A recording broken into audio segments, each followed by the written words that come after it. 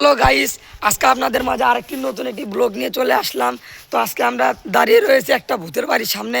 দেখতে তো পাচ্ছেন ওইটা হচ্ছে ভূতের বাড়ি। ওখানে কিন্তু অনেক ঝোড় জঙ্গল রয়েছে।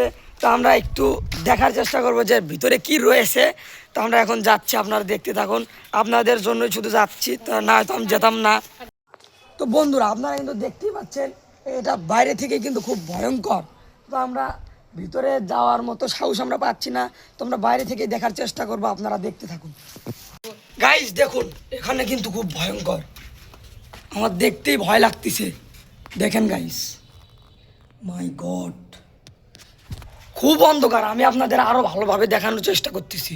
দেখেন গাইস, এখানে কিন্তু কোনো জানলা কিচ্ছু নাই, কিন্তু আমার একটু সন্দেহজনক মনে হচ্ছে।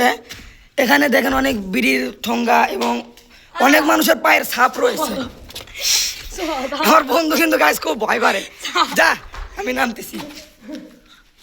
আল্লাহ গাইস, আমার কিন্তু এখন বেশি একটা ভয় লাগতেছে না, শুধু যে এই রুমটায় আমার ভয় লাগতেছে।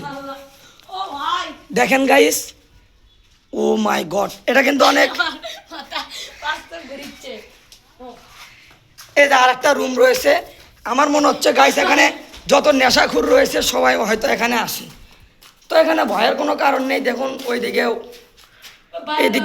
এদিক দিয়ে কিন্তু মানুষ হাঁটাচলা করে। দেখুন এদিক দিয়ে মানুষ ঢুকে এবং অনেক নেশাপাতি করে। এবং বাইরের লুকটা আপনারা দেখতে পাচ্ছেন গাইস, অনেক ভয়ঙ্কর, কিন্তু ভয়ের কোনো কারণ নেই। সাপ পোকামাকড় থাকতে পারে। দেখুন গাইস, 1972 সালের এটা কিন্তু। তো গাইস আমরা কিন্তু চলে আসছি, আপনাদের সম্পূর্ণটা দেখালাম। যদি ভালো লাগে তাহলে একটি লাইক করে দিবেন এবং আমার চ্যানেলটিকে সাবস্ক্রাইব করবেন। আল্লাহ হাফেজ।